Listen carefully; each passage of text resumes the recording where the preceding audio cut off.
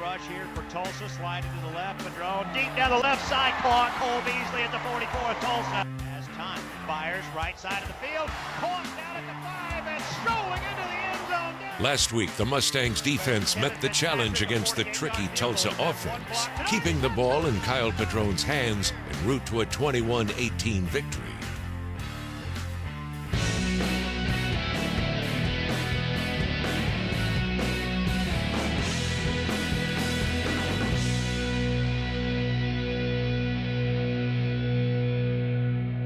The Tulsa Golden Hurricanes' high-powered offense was averaging 38.9 points a game coming into Ford Stadium. The SMU victory is a perfect example of proper preparation leading to success on the field.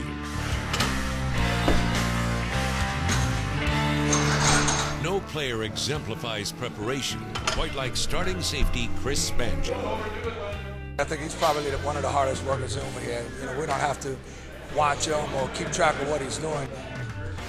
Since coming to SMU, Chris has become a force on defense. The 5'10" 220-pound junior had 86 tackles, an interception, and forced 3 fumbles in 2009. He's a warrior. I mean, he's an intense competitor. There's nobody that's going to out-compete him. And he really brings the fun to the game. He tries not to make the game bigger than life. He's a very vocal leader, hands down. And like I said, the biggest thing, he has fun doing it. With no exception, coaches and athletes will tell you that the college football experience is as much about preparing for the challenges of life off the field as it is for athletic success, a lesson Chris has known since a very early age. Ever since my mom's been born, she was diagnosed with sickle cell anemia. Throughout my whole 20 years of living, my mom had been in and out the hospital. That was like a second home to me. And that was just something real hard growing up, being young with it. But as we matured, we understood that we had to be strong, for each other, and depend on each other and be there for my mom whenever she needed us. And that was something real tough to deal with. And Chris was a guy we recruited and had committed to come to the University of Hawaii before the Sugar Bowl. Then when we got this job, we had called him back and said, hey, I got a better deal for you. And it gave him an opportunity to stay closer at a real critical time to his family. It was a serendipitous opportunity which Chris could not refuse, and he was able to be with his mother when she lost her lifelong battle in the summer of 2010. She never got a chance to see me play football. Now she gets to see me play, and that was something I took to heart majorly. When he told me, I just really wanted to let him know that I was there for him, and it's in God's hands, and I'm here for you forever, and I love you. She's watching me right now, even as doing this right now. She's watching me and hearing everything I'm saying, so it's something that keeps me going. Chris's commitment to his family and desire to do the right thing found him at a crossroads where a sense of personal obligation and football aspiration seemed at odds.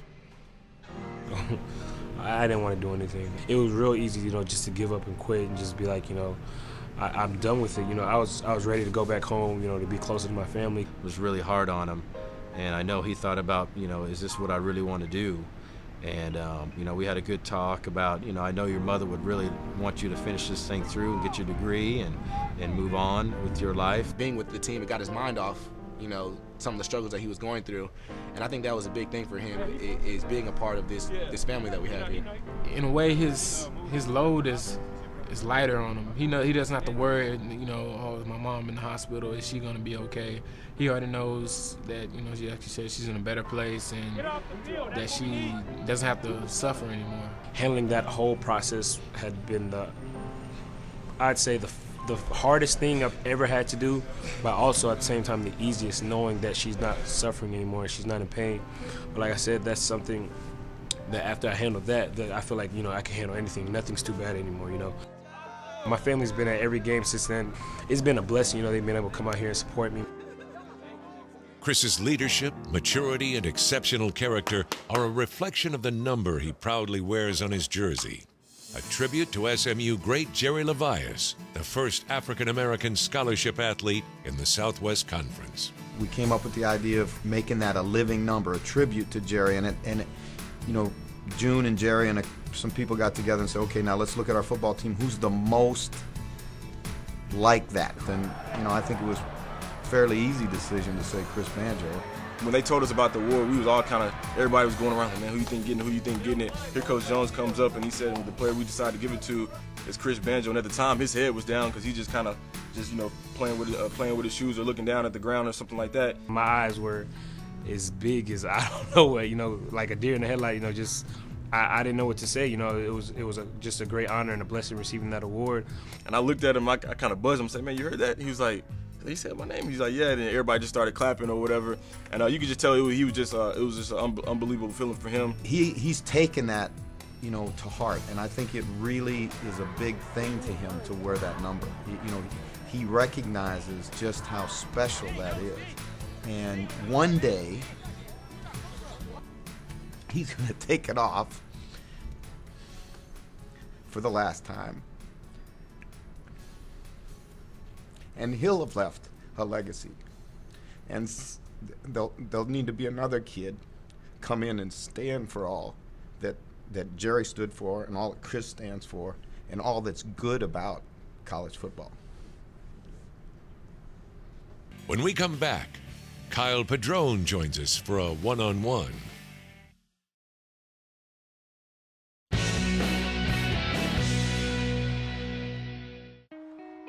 Quarterback Kyle Padrone is off to a great start in 2010. Going into Annapolis, he had completed 58% of his passes for 1,574 yards and added 173 yards on the ground. So for our 5-minute meeting this week, we sat down with Kyle to get an inside perspective from the offensive leader of the SMU Mustangs. For those who aren't familiar, how would you characterize the run and shoot? The run and shoot is a very pass-happy offense. We keep the defense off balance with a couple of zones, draws, and traps. But we are a pass-first offense, and we like to get the ball in the end zone a lot. What are some key characteristics of your core receivers? I'll start with Bradley Haynes. He's a little bit different receiver for us. He's a 6'3", probably about 220, 225. He's not a burner by any means, but he has some great hands.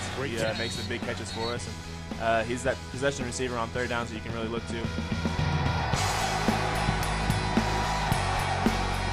Moving inside, you got Cole Beasley. He's outstanding athlete. Everybody compares him to Wes Welker, and what he can do with the ball in his hands, and he can make some plays. And, you saw it last week actually against Tulsa. He made a little cut back in the end zone, and then moving over to the other side, Darius Johnson, coming out of high school.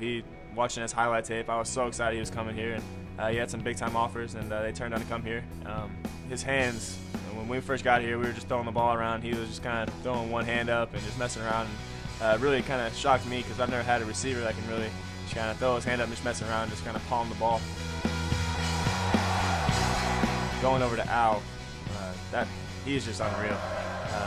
4.3 speed, great hands. His attitude is what I really like about Al. No matter what the play is, if he doesn't get the ball, he comes back smiling, just always encouraging his teammates. And our team is really close. Those four receivers, especially with me, we really have a good connection so far. I'm going to keep building on that. What is your favorite pass to make? Probably the deep throw to Al. I can just kind of throw it up there and he'll run under it. I can put it 50, 60 yards and he'll run under it. So it's a little bit easier on me, but I also like trying to get the ball out to Cole and Darius and the bubble screens and watch them work because they have some very great open field skills and they can make some guys miss. How do you celebrate touchdowns? After we score a touchdown, I don't go sit down. I wait till the field goal is up and good. And, I like celebrating with the offensive linemen. They don't get a whole lot of glory, so when we jump up and down, it's just a fun experience, and they get some glory out of that too. And it's just really fun to be a part of. The quarterback has to be a team leader. How do you motivate your teammates? What is your leadership style?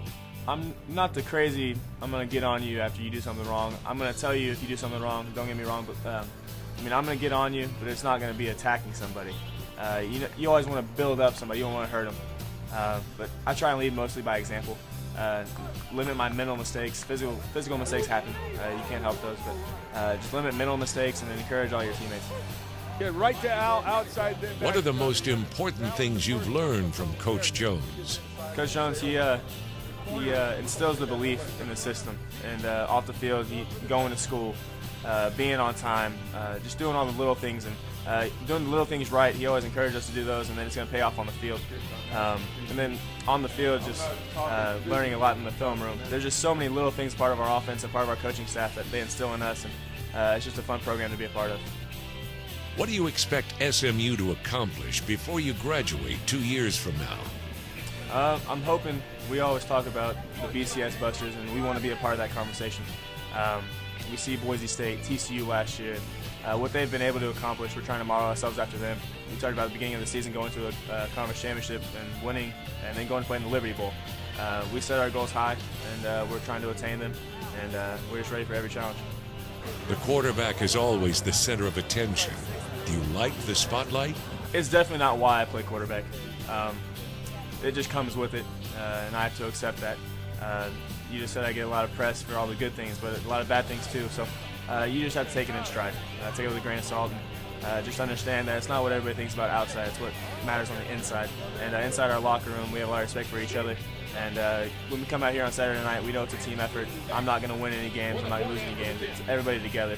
And our motto this year is stronger as one, and we really believe in that. Coming up, legendary coach Bob Knight makes an appearance on the Hilltop.